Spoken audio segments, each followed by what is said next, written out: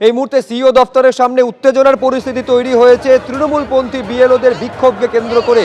এই যে ছবি আপনারা দেখতে পাচ্ছেন, এই এসআইআর এর যে খসড়া ভোটার তালিকা সেইটা প্রকাশিত হয়েছে, সেখানে অস্পষ্টতার অভিযোগ তুলে বিক্ষোভ দেখাচ্ছেন তৃণমূলপন্থী বিএলওরা।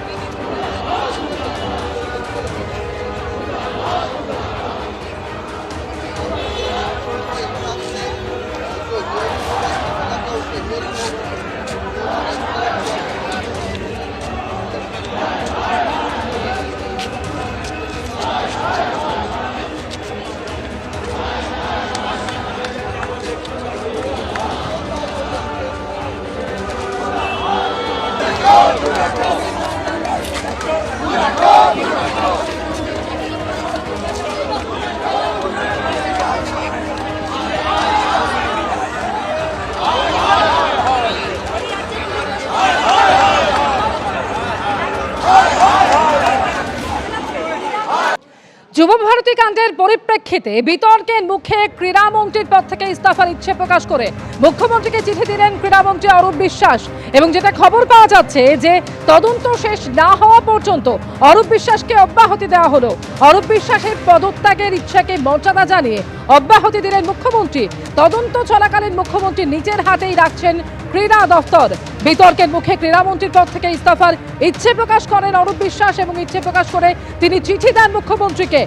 নিরপেক্ষ তদন্তের স্বার্থে ক্রীড়ামন্ত্রী হিসেবে অব্যাহতি চাইছি, মুখ্যমন্ত্রীকে চিঠি দিয়ে ইস্তফার ইচ্ছে প্রকাশ করেন অরূপ বিশ্বাস।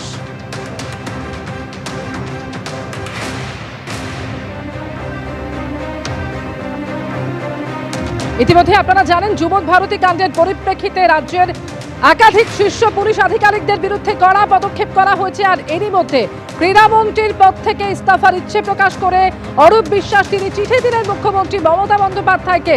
এবং যেটা সূত্র মারফত খবর পাওয়া যাচ্ছে যে তদন্ত শেষ না হওয়া পর্যন্ত ক্রীড়া দফতর নিজের হাতেই রাখছেন মুখ্যমন্ত্রী।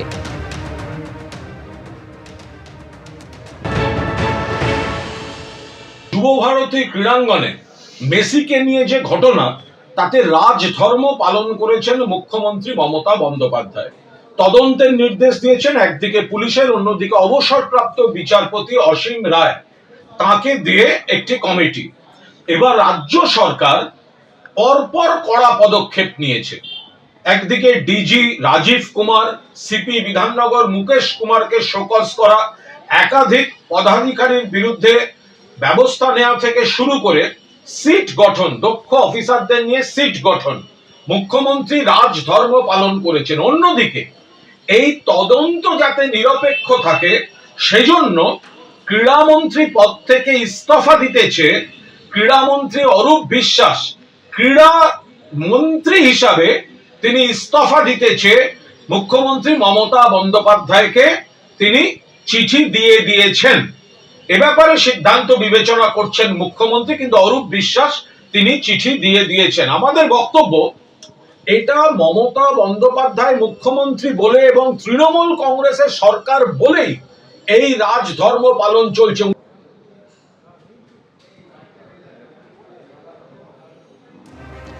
যুবভারতী কাণ্ডের পরিপ্রেক্ষিতে অরূপ বিশ্বাস তিনি ইস্তফার ইচ্ছে প্রকাশ করে মুখ্যমন্ত্রীকে চিঠি দিলেন এবং যেটা সূত্র মারফত খবর যে সেই ইস্তফা পত্রে অব্যাহতি দেওয়া হলো। সেই ইস্তফা পত্রের পরিপ্রেক্ষিতে অরূপ বিশ্বাসকে ক্রীড়ামন্ত্রীর দায়িত্ব থেকে অব্যাহতি দিয়েছেন মুখ্যমন্ত্রী মমতা বন্দ্যোপাধ্যায় এবং আপাতত ক্রীড়া দপ্তরের দায়িত্ব নিজের হাতেই রাখছেন তিনি তদন্ত শেষ না হওয়া পর্যন্ত। আন্তর্জাতিক প্লেয়ার নক্ষত্র মেসিকে নিয়ে কি হলো আপনারা দেখলেন। এটাও কয়েকশো কোটি টাকার চুরি। বক্তব্য রাখতে রাখতে কেউ বলল ডিজিপি রাজীব কুমারকে শোকজ। ও আইওয়াস রাজীব কুমার এই রাজ্যের অলিখিত হোম মিনিস্টার। আইওয়াস বলল অরূপ বিশ্বাস তাকে পদত্যাগ করতে বলা হয়েছে। আরে পদত্যাগে কিছু হবে না মুখ্যমন্ত্রী, আমরা গ্রেফতার চাই অরূপ বিশ্বাস এবং সুজিত বসু। আপনারা যত যুবক ছেলের ইমোশন, আমাদের ইয়াং ছেলেদের ইমোশন আপনারা নিয়েছেন, টাকাগুলো ফেরত দিন। টাকা আপনাকে ফেরত দিতে হবে। আপনি দর্শকদের পিটিয়েছেন আপনার পুলিশ, আবার জেলে পুরেছেন। আগে তাদের জামিন দিন, তারপরে আপনার সঙ্গে কথা হবে। অরূপ বিশ্বাসের ওই ইস্তফা নিছক একটা নাটক, নিছক একটা নাটক।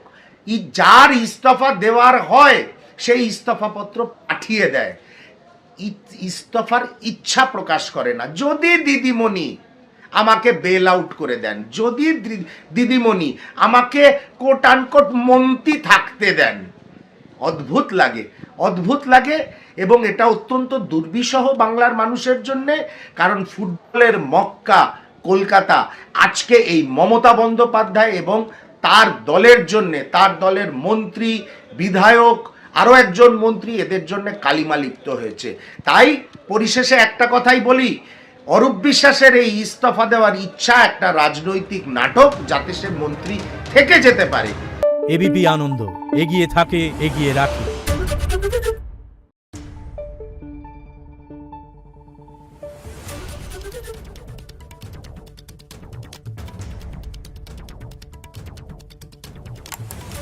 Thank you.